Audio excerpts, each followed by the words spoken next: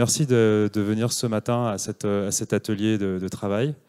Donc, l'objectif aujourd'hui, c'est de présenter les résultats d'un questionnaire qui a été envoyé donc, à l'IA il y a quelques semaines, voire quelques mois durant l'été, sur le traitement des sujets climatiques, notamment sur les impacts au niveau de la souscription et sur d'autres dimensions.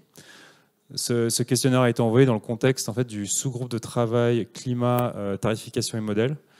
Donc nous participons. Donc aujourd'hui, nous sommes les trois voix de ce groupe de travail, mais il y a plus de personnes qui participent. Dans la production de ce support, on a environ été 7 ou 8 personnes actives pour la production du support et donc du contenu.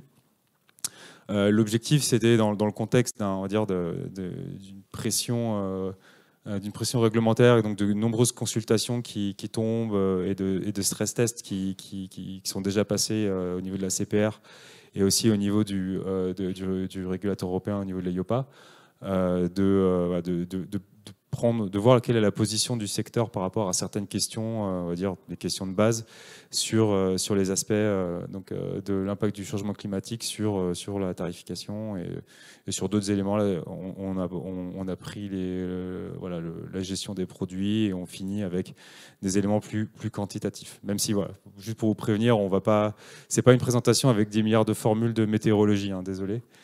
Pour ceux je pense que ça viendra dans un deuxième temps, mais pour l'instant, là, dans le sous-groupe de travail, on est principalement dans un suivi réglementaire. Voilà. Donc, au niveau de la participation, on va vous demander une participation un peu active, déjà pour prendre un peu le pouls et voir comment les participants, aussi bien donc, ceux qui sont ici avec nous aujourd'hui, au 100% actuaire, mais aussi les personnes qui sont en ligne. Donc ici, il y a un QR code, il y a aussi donc, un lien, donc c'est menti.com avec un code.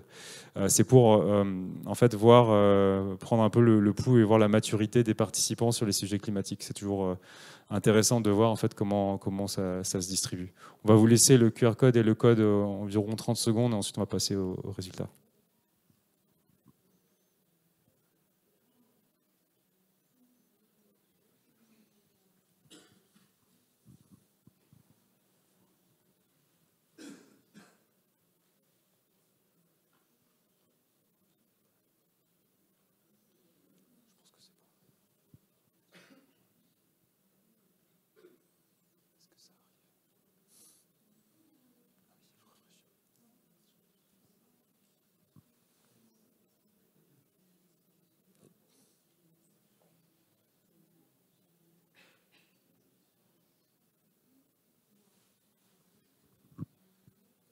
On va encore attendre un peu.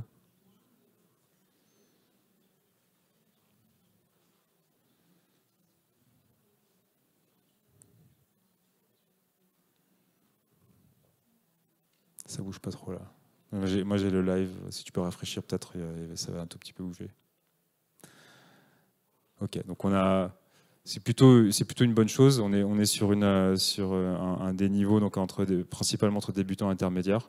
Donc on va essayer justement cette séance a pour but vraiment d'être introductive et de présenter un peu déjà un sujet que Samira a présenté sur le régime CatNat, peut-être pour ceux qui veulent avoir un peu rafraîchir leur connaissance sur le sujet de ce partenariat public-privé qui est particulier en France, on le voit dans d'autres pays. Et ensuite, on fera les questions une à une. Donc du coup, Samira, tu peux y aller sur le régime CatNat. Merci beaucoup, Joseph. Je suis Samira. Je vais vous faire une présentation sur le régime CatNat. Parce qu'on se disait que ce serait quand même bien en préambule sur un sujet de catastrophe naturelle de parler du régime CatNat en France, pour voir un peu comment il fonctionne. Et donc en fait, c'est un régime qui a été mis en place par une loi le 13 juillet 1982 pour pallier un manque de couverture face aux risques naturels en France, ce qui faisait que les sinistrés avaient beaucoup de dommages matériels qui étaient directement causés par une catastrophe naturelle qui n'était soit pas remboursés évidemment, indemnisés très rapidement, où évidemment ça prenait beaucoup de temps et c'était pas à la hauteur de leurs pertes. Et donc on s'est dit que la France étant un pays solidaire et ne pouvant laisser les sinistrés sans aucune aide, on devait mettre en place un nouveau régime.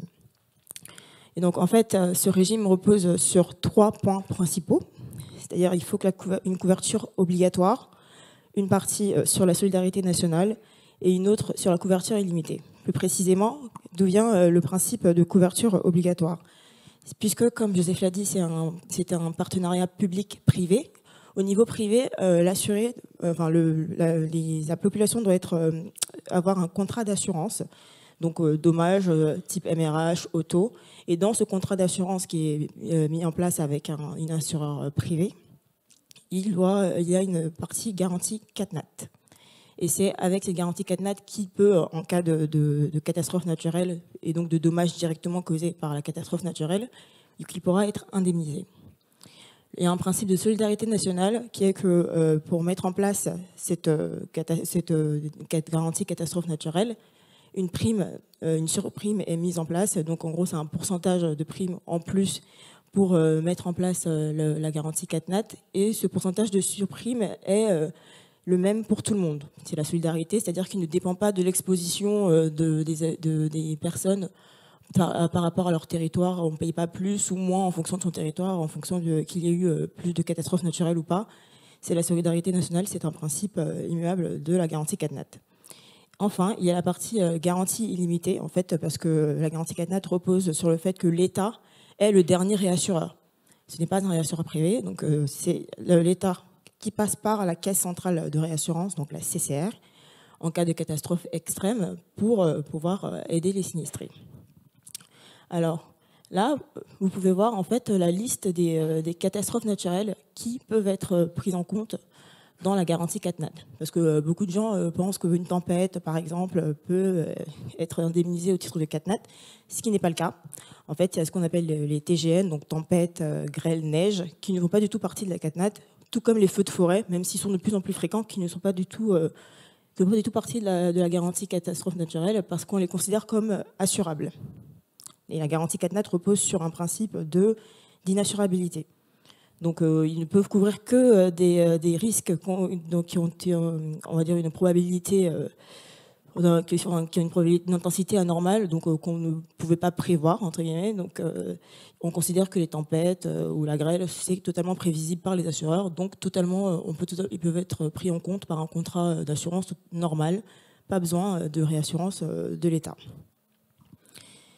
Et donc, comme je disais, ce principe repose sur le partenariat public-privé. Et en fait, on a 3 acteurs principaux. L'assureur privé, donc avec qui on contracte en contrat d'assurance, qui va prendre en compte la partie CatNat. Il y a le réassureur, qui est la Caisse centrale de réassurance, donc la CCR. Et derrière, il y a l'État, qui est le dernier réassureur des réassureurs, la CCR, et qui, en cas de catastrophe naturelle, donc de dommages directement liés à cette catastrophe, va être le dernier rempart pour pouvoir indemniser tous les sinistrés. Alors, sur ces deuxièmes slides, je vous fais un petit exemple pour voir un peu à quoi ressemble la garantie CatNat pour une MRH. Donc, par exemple, là, on a une franchise. Normalement, la franchise dépend du risque qu'on prend en compte, donc beaucoup de questions de modulation, donc c'est très variable. Puis, au sein de la prime CatNat elle-même, il y a le processus de tarification normal d'un assureur privé qui permet de calculer une prime. Puis 12% de prime. 12%, c'est pour la garantie multirisque habitation, hein, MRH. Et ça change évidemment si c'est un contrat auto, enfin, ça ne resterait pas le même taux de prime. Et dans cette surprime, il y a cette surprime, une partie est passée en quote-part à la CCR. Normalement 50%, mais puisqu'il y a une partie de cette surprime qui doit être reversée au fonds Barnier, donc qui sert à avoir assez de fonds pour pouvoir rembourser pour indemniser tous les sinistres. En fait, il ne reste que 44%, donc 44% qui restent à l'assureur et 44% qui vont à la CCR. Et les 12% restants sont reversés au fonds Barnier pour pouvoir indemniser ici pour les sinistres. Donc avec une partie de cette surprime est reversée en quote-part et le reste, donc à peu près en général, c'est une moyenne, hein, on va dire 1,5%, est en contrat stop-loss avec la CCR, donc comme avec un réassureur normal. Et derrière, la CCR se réassure auprès de l'État pour pouvoir indemniser ensuite tous les sinistrés.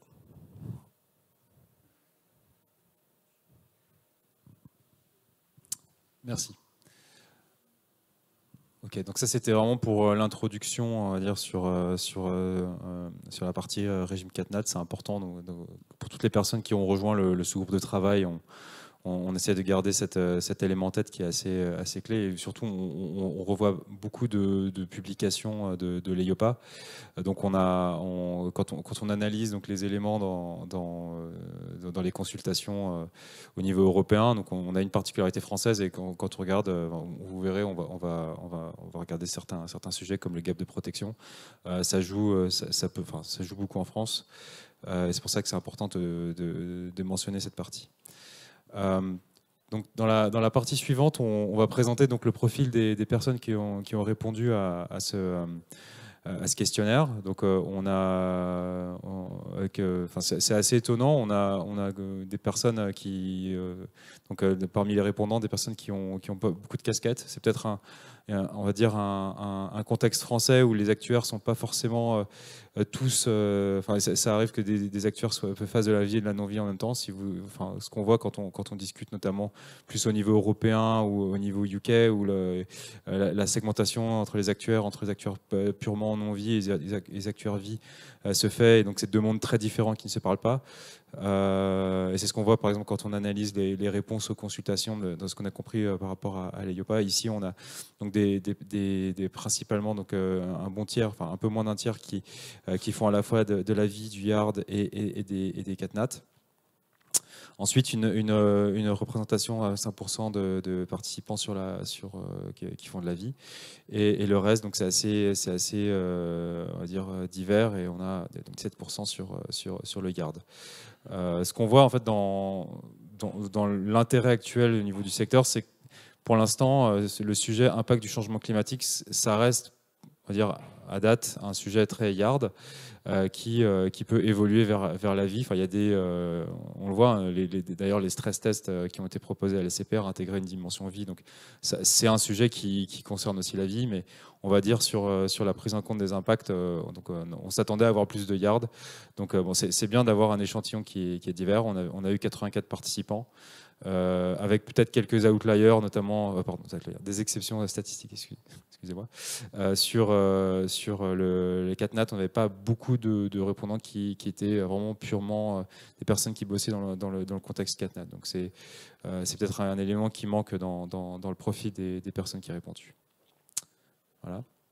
Donc si on commence à dérouler les questions et les réponses qu'on a obtenues. Donc le premier point, c'était sur on va dire le levier tarifaire. Donc la question c'était avez-vous par le passé ou envisagez-vous d'augmenter les primes d'assurance ou de réassurance, parce qu'il y avait le sujet de réassurance qui était aussi impliqué, donc par rapport au changement climatique, donc à l'augmentation des aléas. Donc ce qu'on voit, c'est 68% des répondants ont répondu oui.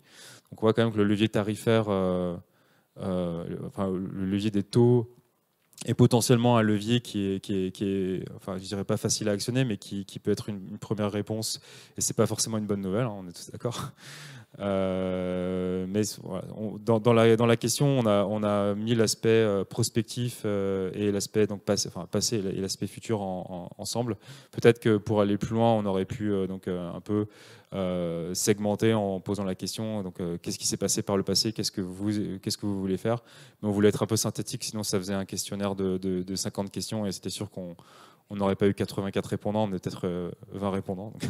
Donc c'était pour assurer, on va dire, un taux de réponse élevé. On regarde la distribution des réponses, notamment sur les réponses positives. On voit qu'on a une grosse représentativité sur la partie, des profils de répondants Yard et Natcat.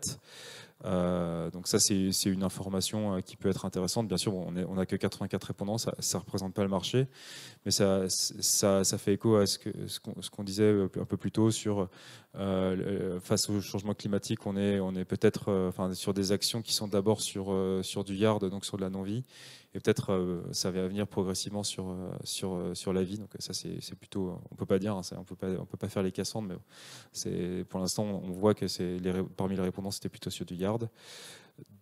Donc là, on parle du levier tarifaire, d'autres options à explorer. Donc, ça reste des éléments qu'on va mentionner dans le reste du questionnaire. Donc, on va parler des mesures d'adaptation un peu plus tard. On va d'ailleurs vous demander, enfin vous solliciter sur les mesures d'adaptation. Ça pourrait être une manière d'atténuer un peu l'impact sur le levier tarifaire.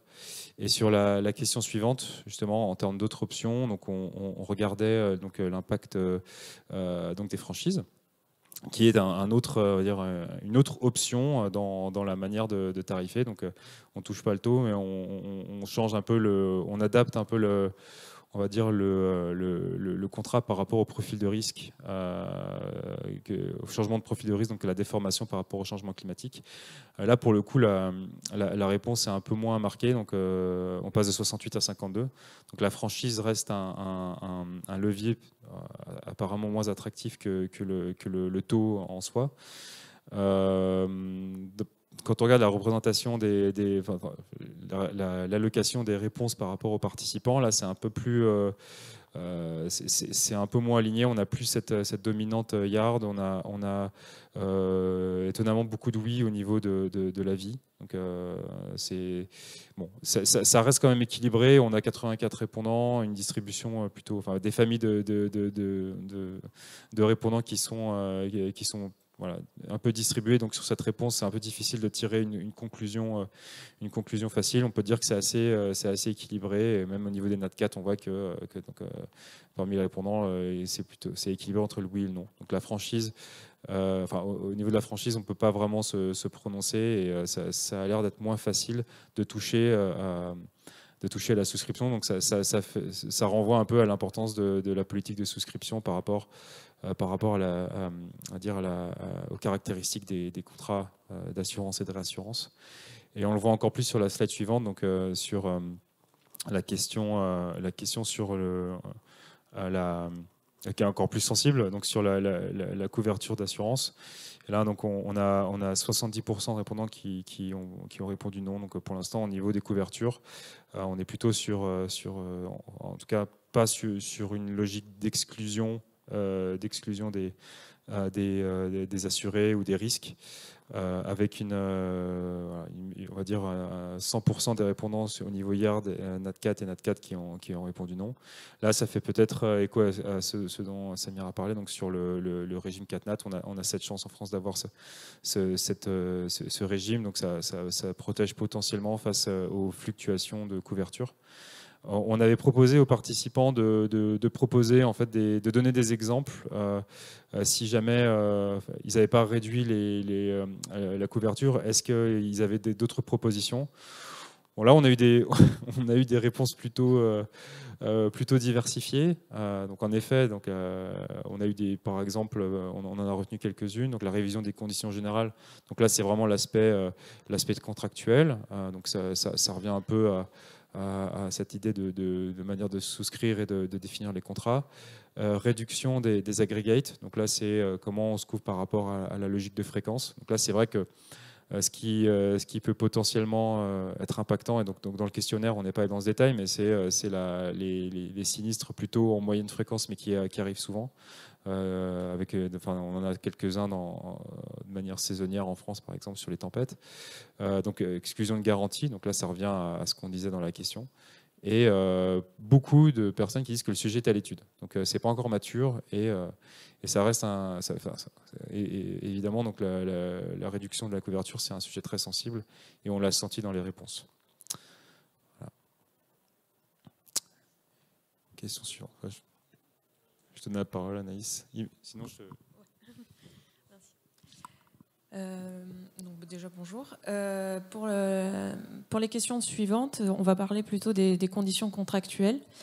Donc on peut voir qu'ici 45% des répondants n'envisage pas d'ajuster les conditions contractuelles. Ce choix-là peut être motivé par plusieurs aspects. Ça peut être motivé par des pratiques de marché, ou bien la stratégie, ou bien encore la réputation client. Ceci nous amène à un point plus spécifique qui est les exclusions, et donc notre question 5. Donc on voit que 80% des répondants n'ont pas d'exclusion spécifique dans les conditions contractuelles. On sait aujourd'hui que les effets du changement climatique vont avoir des conséquences sur la fréquence et la sévérité des sinistres, ce qui va potentiellement entraîner des pertes de chiffre d'affaires au niveau des assureurs et réassureurs, et donc également des exclusions croissantes. Sauf que, comme on l'a dit précédemment, la France est avantagée par le régime des CatNat. Donc on va ici présenter plus spécifiquement le Protection Gap. Donc le Protection Gap, qu'est-ce que c'est? C'est la différence entre les pertes économiques et la prise en charge de l'assurance. Donc en Europe, sur le premier graphique, on peut voir que le tremblement de terre est un des périls les moins pris en charge par l'assurance en Europe. A contrario, les tempêtes est le péril le mieux pris en charge. Le tableau d'à côté permet de situer la France en Europe vis-à-vis du Protection Gap. On peut voir que la France est un des pays qui a le Protection Gap le plus bas, un des plus bas d'Europe, ce qui met en avant le régime de CatNat avantageux pour la France.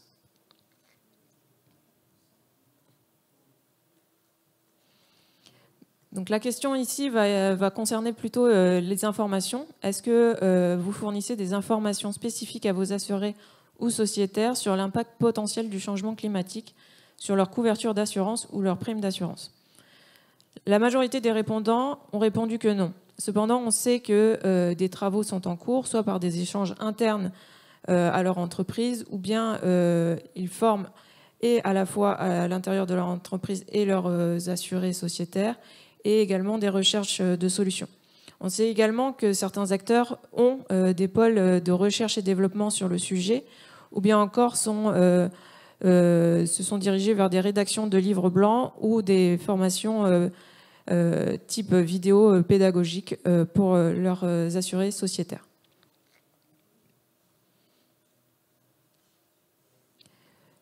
Maintenant, c'est plutôt par rapport aux produits d'assurance. Donc, proposez-vous actuellement des produits d'assurance qui incluent ou subventionnent des mesures d'adaptation liées au climat?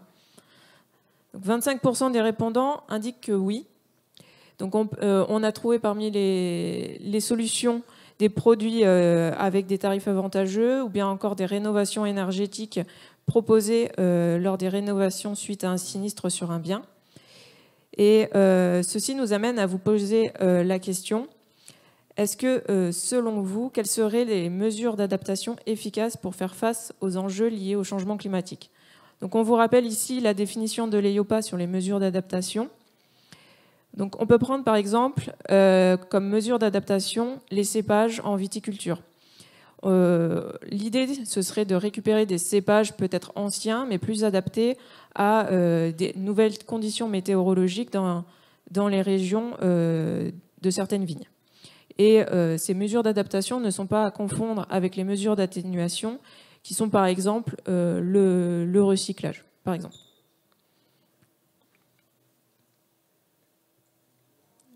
Je vous laisse le QR code.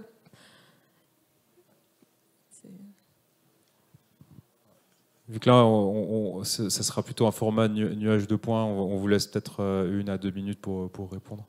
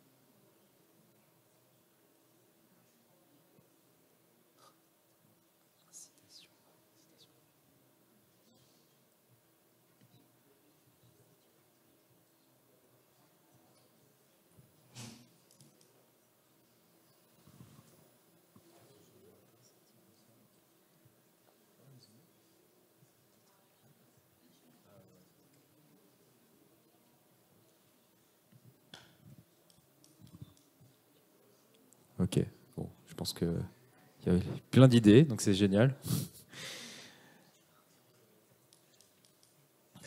On est vraiment dans le nuage de points, donc on peut regarder donc, certains éléments. Donc on en avait parlé dans le sous-groupe de travail, typiquement donc les aspects de prévention, d'ailleurs qui devraient être plus gros parce qu'il y a des personnes qui mettent l'accent ou sans l'accent. Mais voilà, c'est peut-être un des éléments les plus importants. Donc en effet, donc la prévention reste dire une des principales mesures d'adaptation. On voit donc normes de construction, micropieux.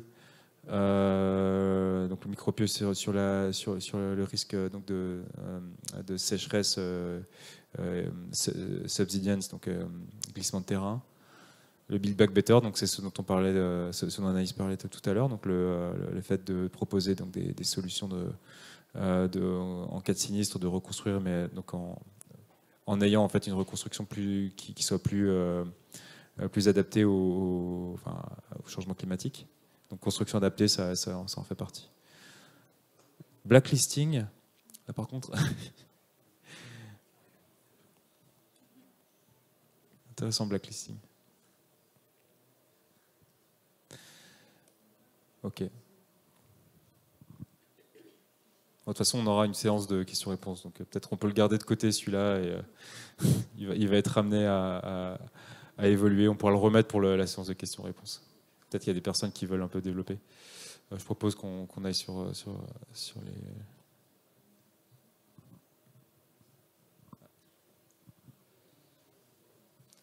Donc ici, on vous proposait quelques exemples de mesures d'adaptation. Donc c'est ce qu'on disait tout à l'heure. Par exemple sur le cépage ou le décalage encore des vendanges. Ensuite, on a une question par rapport au levier pour inciter les assurés à prendre des mesures d'adaptation. Et on voit que deux types de leviers ressortent, principalement donc la franchise principalement et la réduction de primes. Donc, chez les assureurs vie et IARD, on peut voir que les deux leviers sont utilisés à peu près dans les mêmes proportions, alors que côté CatNat, on sera principalement sur l'utilisation de la réduction de primes. Donc, je vais passer la parole à... Je me souvenais plus de comment on distribuait. Donc là, sur la question suivante, on a donc la question plus sur les subventions des mesures d'adaptation. Donc c'est un peu sans surprise vu la réponse qu'on avait eue sur on va dire les produits qui intègrent actuellement des adaptations au changement climatique. On voit un taux de réponse donc 65% négatif. C'est peut-être un des points sur la partie purement produit où on pourrait, voilà, on l'a vu dans le nuage de points, donc on parlait d'incitation, subvention, donc ça peut encore se développer. 65%, ça reste un chiffre qui peut être amélioré. On n'a pas en fait de comparatif. Par exemple, dans les consultations EIOPA, il n'y a pas eu. Je pense que c'était un des objectifs cette année, mais ça a été repoussé. C'était justement d'avoir ce chiffre au niveau européen. Donc, au moins sur ce questionnaire, on a la vision des répondants de l'IA, donc par rapport à cette subvention. Et donc, aussi un élément intéressant, c'est le 100% non sur le YARD et NatCat. Donc ça, c'est peut-être un élément et quasiment 100%. Donc, on a 80% sur le YARD. Donc dans le profil des répondants, donc c'est plutôt surprenant et c'est un élément qui peut être, enfin, si on devait regarder un peu vers le futur, qui pourrait être amélioré dans le secteur. Sur la question suivante, qui est la dernière, donc, on avait 10 questions, donc c'était plutôt un questionnaire qui était ramassé, mais on voulait pas non plus que ça dure trop, enfin que le temps de réponse soit trop long. On s'est intéressé aux aspects meilleure estimation des passifs. Donc là, c'est purement en assurance vie, mais on a eu des réponses dans les autres secteurs. Je pense que là, c'est quand on a fait le questionnaire, on aurait pu enlever le en assurance vie et plutôt parler de meilleure estimation. Je pense que là-dessus, il y a eu un petit, voilà, on s'est un peu emmêlé, mais bon, je pense que c'est bien que tout le monde, que tous les secteurs aient répondu. Je pense qu'ils ont pris la question un peu en approche, donc meilleure estimation des passifs, impact du changement climatique. Ça, on s'intéressait surtout aux dimensions impactées sur le sujet. On a une dominante opérationnelle et juridique. Ce qui est surprenant, on a mentionné tout à l'heure la pression réglementaire avec les nombreuses consultations de l'EIOPA, les stress tests passés, enfin le premier exercice stress test en France par exemple, on ne devrait pas appeler stress test, on devrait appeler ça exercice pilote. Mais bon, là, c'est les exercices pilotes passés et futurs sur les impacts donc, du climat. Donc actuellement, c'est vraiment un sujet plutôt opérationnel et juridique avec la dimension réglementaire et solvabilité qui sont un peu moins marquées. Quand on regarde l'allocation par type de répondant, c'est plutôt équilibré avec une importance du juridique sur les répondants vieillards, ce qui ne nous avance pas trop parce que ça veut dire qu'on a les deux lignes principales qui sont incluses dans cette réponse. Et si on regarde en fait sur Yard et NatCat, la dimension solvabilité est un peu plus importante que les autres. Donc ça peut peut-être au niveau de nos répondants nous permettre de tirer une micro-conclusion sur l'importance du sujet de l'inclusion du changement climatique dans la meilleure estimation des passifs sur ces secteurs-là. Mais ça reste quand même donc, ce qu'on va de l'opérationnel, donc on va dire typiquement pour les acteurs, comment est-ce qu'ils intègrent au jour le jour ces effets dans leurs activités. Typiquement, pourquoi est-ce qu'on s'était concentré sur l'assurance non-vie? Parce qu'on sait que c'est un secteur dont les renouvellements sont annuels. Et ça, l'EIOPA l'a bien identifié dans ses dernières consultations. Le fait que les renouvellements soient annuels fait qu'ils peuvent ajuster en fonction de l'évolution, de la sinistralité, donc comme le disait Anaïs, donc sur la fréquence et l'intensité des sinistres. L'ajustement peut être fait de manière annuelle. Des options avaient été proposées dans une consultation l'année dernière par l'EIOPA de potentiellement abandonner cette idée de renouvellement annuel. Mais bon, il y a eu un énorme... en tout cas, les répondants ont vraiment repoussé cette idée, parce que c'est vrai que ça introduit encore plus de problématiques opérationnelles, et ont plutôt mis l'accent sur les mesures d'adaptation. Donc voilà, c'est intéressant de voir en fait ces différentes dimensions. Sur les côtés juridiques, ça peut être un élément à prendre en compte. Donc c'est tous les aspects. On l'a vu, il y a eu pas mal de communication typiquement en France sur le régime CatNat et les recours et les exclusions en fonction des sinistres et de la reconnaissance de l'état de catastrophe naturelle. Donc ça fait potentiellement partie de cet aspect juridique qui impacte beaucoup donc la réponse du marché. Voilà. Donc on est arrivé à la fin du questionnaire, on posait donc pour aller plus loin, certaines pistes d'évolution, donc comme indiqué donc, au sein du sous-groupe de travail de climat, tarification et modèle à l'Institut. On s'est intéressé principalement sur les problématiques souscription-tarification on va dire sur les 2 dernières années. On essaye un peu de faire évoluer la réflexion du sous-groupe de travail sur les aspects plus comment répondre aux différents exercices pilotes ou stress tests à venir. Typiquement, on sait que il y a différentes consultations qui tombent. Il y en a qui tombent régulièrement de l'EIOPA sur les sujets climatiques. En ce moment, il y a une consultation sur le greenwashing, donc ça nous concerne un peu moins nos actuaires. Bon, c'est quand même une consultation intéressante. Mais on sait qu'il y a eu une collecte de données il y a quelques mois pour préparer un peu le terrain sur l'exercice pilote. Et aussi donc, au niveau de la CPR, potentiellement un exercice pilote à venir dans quelques mois ou l'année prochaine ou dans 2 ans. Enfin, je n'ai plus exactement la date, je crois qu'elle n'est pas encore fixée de ce que je sais. Voilà, donc au niveau du sous-groupe de travail, ce sont les sujets sur lesquels on se prépare. Il peut y en avoir d'autres, donc c'est pour ça on va avoir une petite session de questions-réponses. Cette suivante. Voilà, donc, les grandes idées de la session, donc on vous laisse peut-être revenir vers nous. Je crois que malheureusement, on ne va pas pouvoir projeter ce nuage de points là, donc si vous pouvez répondre, on le partagera. C'est vrai avec mon PC, je pense.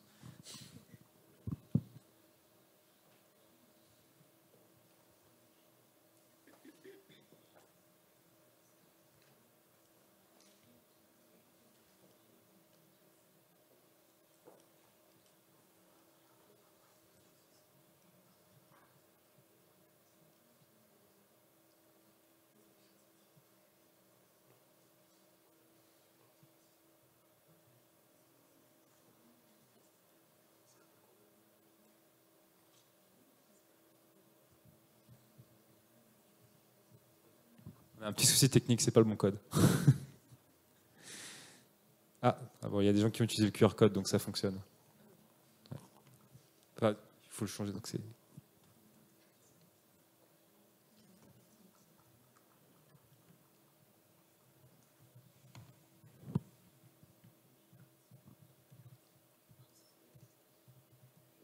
Désolé. Du coup, ça va impacter l'autre nuage de points. C'est pas très grave.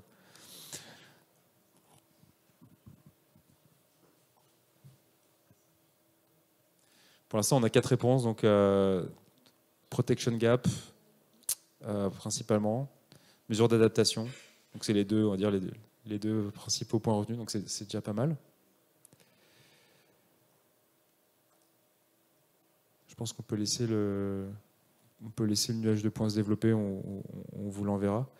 On peut passer plutôt aux questions-réponses, si vous avez des questions. Je ne sais pas s'il y en a.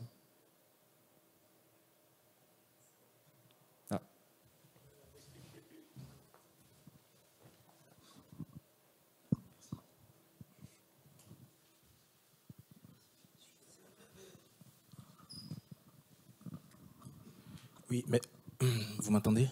Merci pour la présentation. En fait, c'est tout au début, lorsque vous avez parlé des 12% qui concernent les CatNat. Je voudrais savoir, j'entends souvent actuellement qu'il peut y avoir une augmentation de ce pourcentage. Est-ce que vraiment c'est quelque chose qui est prévu ou la structuration va rester la même, même si, voilà, côté assureur, il peut y avoir une augmentation du tarif qui soit liée, bien sûr, aux évolutions du changement climatique que nous avons actuellement?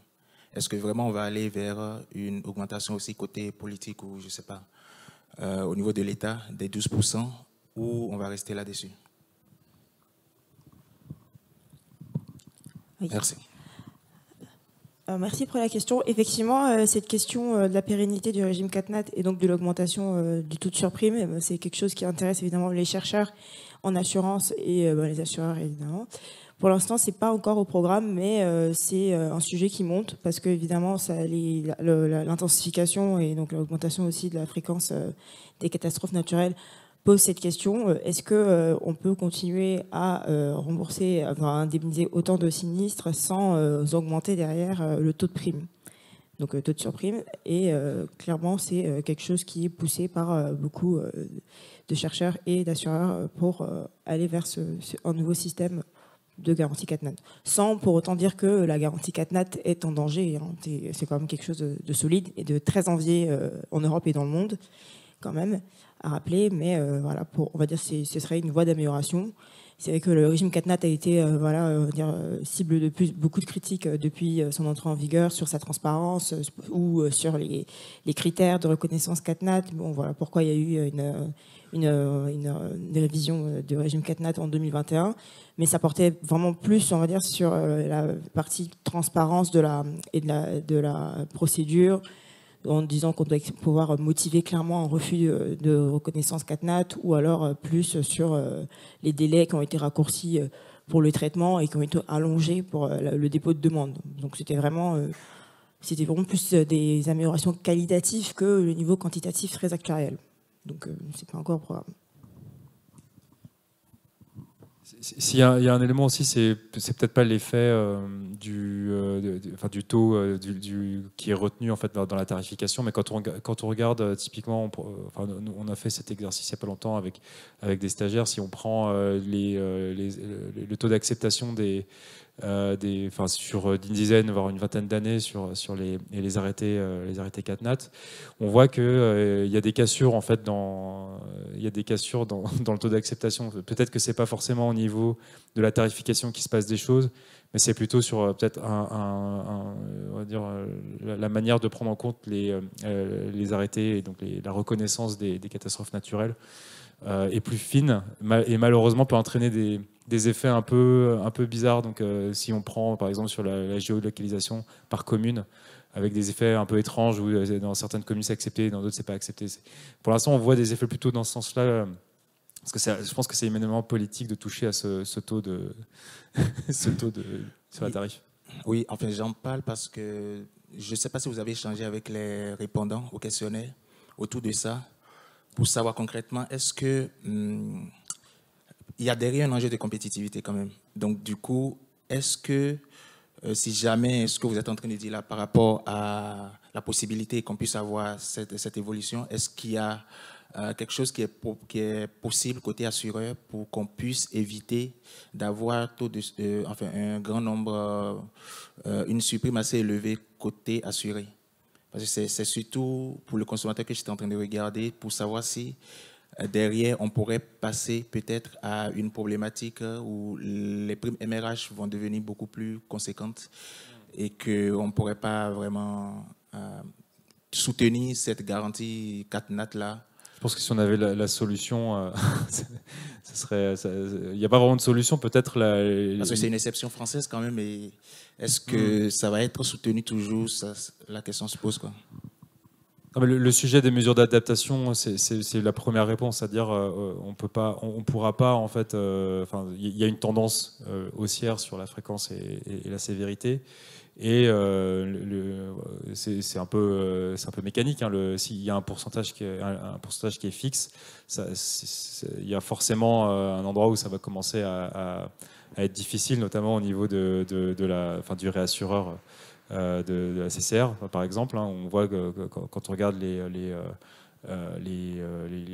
ratios sinistres à prime qui peuvent potentiellement exploser certaines années s'il y a une sursinistralité. Voilà, c'est une réponse globale. Enfin, l'EIOPA en parle. C'est plutôt une réponse globale qui est attendue, où chacun doit se responsabiliser. Et un des soucis sur la tarification, comme tu le dis, c'est que actuellement la tarification, elle se fait sur une base commerciale. Et l'EIOPA, mais bon, l'EIOPA un peu un côté un peu, ça reste dans le rêve, enfin dans l'utopie, mais l'EIOPA pousse en disant qu'il faudrait être plus risk-based, c'est-à-dire tarifier plus sur le risque que sur l'aspect commercial. Mais c'est un marché, donc c'est un peu difficile. Donc là-dessus, ils veulent que tout le monde participe, enfin, que en tout cas tous les pays qui sont dans de la zone UE poussent dans cette direction, et la France également. Et pour l'instant, le levier des mesures d'adaptation, de l'aspect vraiment Build Back Better, comment est-ce qu'on peut mieux protéger les assurés, ça reste une des premières réponses, plutôt que de toucher parce que de toute façon, politiquement, je pense qu'au niveau des réformes, ça fait un moment qu'ils essaient d'y toucher, mais c'est difficile. Ça pourrait entraîner d'autres mécanismes. Donc c'est plutôt vers la responsabilisation, typiquement. On sait que le niveau de la mer va augmenter, on sait qu'il va y avoir de plus en plus de vagues submersion. Arrêter de construire des maisons au bord de la mer, ou peut-être décaler les habitations. Donc là, c'est plutôt sur le juridique, ou plutôt plus sur d'autres sujets que l'actuariat.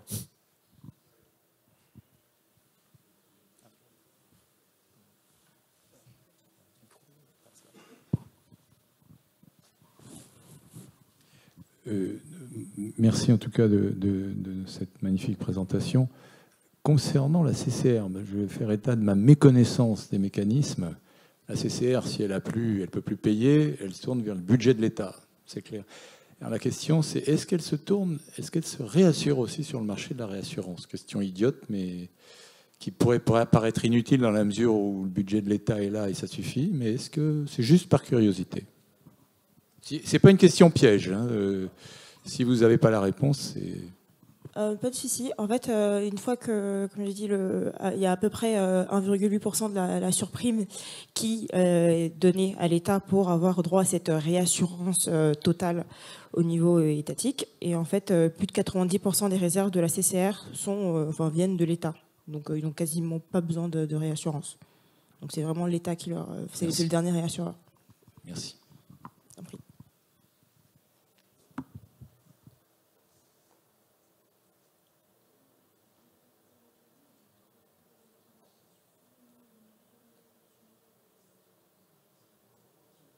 Vous m'entendez? Moi, en fait, j'aurais une question. En fait, c'est votre présentation, et c'est principalement porté sur le régime CatNat, mais est-ce que vous avez essayé de la pousser sur d'autres types de couverture, comme notamment dans le domaine agricole ou d'autres secteurs, pour voir si les observations étaient à peu près pareilles ou pas?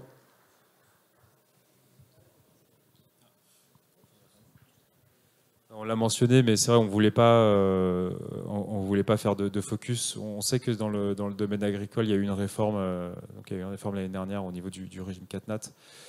Ça reste une des pistes à explorer. Pour l'instant, on n'a pas fait de focus sur un marché particulier. Parce que vous pensez qu'il y a potentiellement plus de risques sur le risque agricole? Non, mais en fait, moi, ma question, c'était plus par rapport au fait que, hors régime CatNat, il y a d'autres types de couverture qui sont liés au risque climatique, comme notamment la réforme qui vient d'avoir lieu concernant le... Et du coup, je voulais savoir si dans ces autres couvertures, est-ce que vous avez essayé de faire cette étude ou c'est pas... En fait, l'étude qu'on a faite, elle englobe tous les risques, donc on n'a pas fait de focus. Mais c'est intéressant, ça pourrait être un élément à prendre en compte. Nous, on s'est un peu calqué sur ce qui a été fait au niveau EIOPA, en effet. Donc, il n'y a pas, pour l'instant, il y a une vision plus, on va dire, tout risque confondu et pas de focus. Mais ça peut être intéressant, en effet.